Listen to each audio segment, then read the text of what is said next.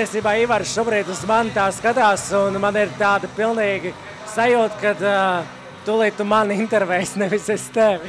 Jā, nu, man, ko lai saka, es jau tev labprāt nointervētu īstenībā, varētu būt ļoti interesanta intervija. Es domāju, ka tev ir ko teikt cilvēkiem. Man ir ko teikt, bet saka, kā tu jūties, kad šovs ir beidzies? Es jūtos ļoti fantastiski, un tā pēdējā nedēļa, ka es netiku apakaļ, tas nav nekas traks, par to priecājos, jo man tiešām bija ļoti grūti tur. Un man prieks par to, ka man izdevās nolīdzināt attiecības visiem maniem kolēģiem. Jo nav jau noslēpums, ka es esmu pēc šova sadarboties gan ar Pujātu, gan ar Anitu Volmani. Un mums ir padomā ļoti labi projekti. Un man tās liels prieks, ka man izdevās situāciju vērst pa labi. Sākumā tas gājiens ar Cirvi sākumā bija tāds, tā kā mazliet pabiedēja šovu dalībnieks, un pēc tam atklāja to savu patieso iemeslu, kāpēc ierados. Kur tev tāda ideja radās? Nu, teiksim tā, kara Cirvis, tas bija simbols, vai ne? Un tā bija tā tēma, kur varēja unikāli apspēlēt, ierodies ar Cirvi, kapucē, un pēc tam pasniedz to tā, ka tas ir vienkārši, lai nogalinātu attiecības.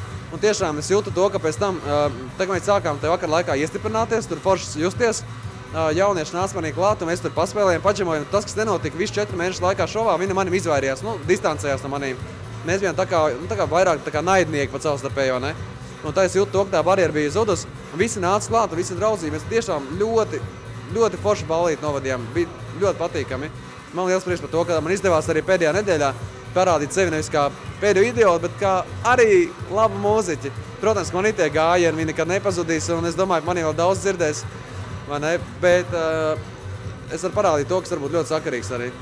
Bet, piemēram, kā ir visu laiku, ka tu tomēr provocē šos te pārējos cilvēkus, kas ir apkārt tāds, tu esi arī reālajā dzīvē, jeb tas, kas bija šovā, tas ir viens Ivars, un tas, kas ir ārpusē, tas ir pilnīgi cits cilvēks. Zini kā, tie visi gājieni, kurus uztaisīja, viņi iekšā jau mani ir.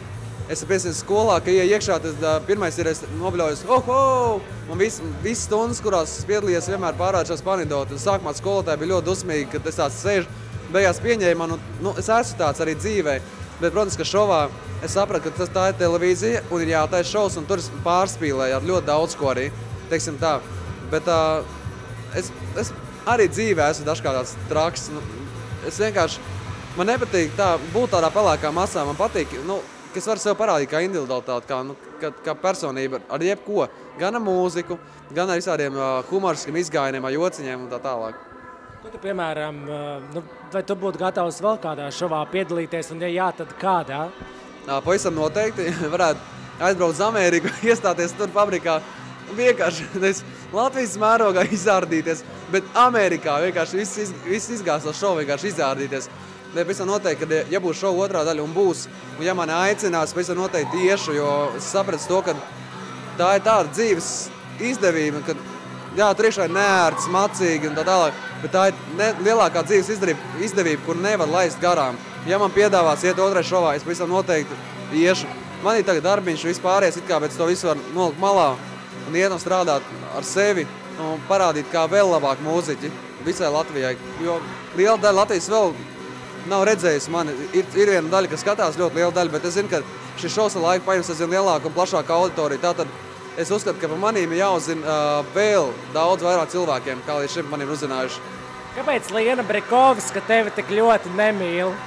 Tāpēc, ka Liena Brikovska, pirmkārt, viņa tika izbalsota pirmajā nedēļā, un ja viņa kaut ko manī slikti uzrakstīs, viņai es vienmēr atbildēs ļoti, ļoti pretī un īstenībā patiesi.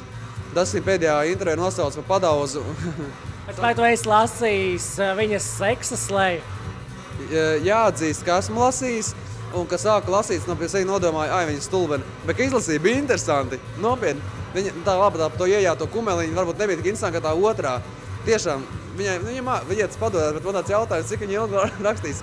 Es viņu vērtēšu īpaši, skatīšos, lasīšu visus viņas slejas, līdz tam brīdim, ka viņi sāks atkārtoties. Jo viņa tiešām abi raksti bija ļoti labi, unikāli bija. Kā ir ar Ingu, vai šī sadarbība turpināsies, vai šovs ir beidzies un jūs katrs ejat savu ceļu? Ar Ingu pavisam noteikti sadarbība turpināsies, jo tas būtu muļķīgi projekti kā viens tagad izmest ārā. Tiešām mums ir ļoti daudz atbalstītāju, mēs daudziem patīkam kā duets, bet man būs arī jauni sadarbības partneri. Un viena no tām būs Aneta Kotoviča un Tīna Indersona, kurš ļoti labs dziedātājs. Es strādāšu vairākiem cilvēkiem, jo man gribās sevi parādīt vairākos mūzikas stilos, vairākos lauciņos.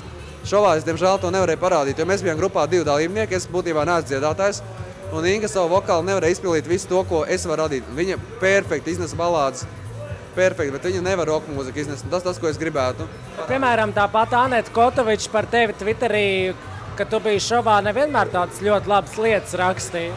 Nu jā, ka mēs šķirāmies tādas, teiksim, draudīgas nots, bet mēs aptuveni pirms pusstundas tikko nospēlējām vienu ballīti. Tas ļoti interesanti bija.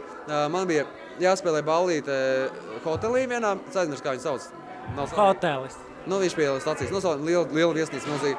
Un tiešādi, es tikko caur Rīgu braucu 160 km/h, lai paspētu Skinceni, parādījos, uz pirmo dziesmu nospēlēju, pēc tam lidoju par 11 minūtēm, lai kaut kur aizbraucu uz hotelu, nospēlēju tur 2 taimus, skrēju apkaļ caur dziesmu, nospēlēju, tur atkal skrēju apkaļ. Un būtībā tā meitene, pie kuras braucu spēlēja, bija tieši Aneta Kotoviča, un viņa arī šovakar ir šeit. Un es domāju, ka viņu vajadzētu arī ņemt un nākšā šovu kārtā, jo kā soliste, viņai balss ir fantastiski vienkārši, viņai izskats ir fantastiski, viņai ir visi dotumi. Tā kā tas viss, kas mums ir bijis, zin kā, kas dzīvēs mīlējās, tas viss ir aizmirsts un nepēl, mēs tikko kopā sadarbojāmies. Tā kā... Jā, bet savukārt mums atliek vien sekot Ivaram, bet cerams, ka vairāk sekot tavām muzikālajām gaitām. Ļoti cerēsim. Protams, ka muzikālās gaitas būs, es tiešām ļoti daudz ko darīšu, būs daudz daļrads, jo man ļoti daudz idejas neparādīts. Tā kā... Cik kā labāk darīsim tā, ka tu nestāstīsi, bet tagad tev kaut kas būs, tad tu aicinās un mēs to parādīsim. Un tu būsi pirmais, kam zvanīšu. Okay.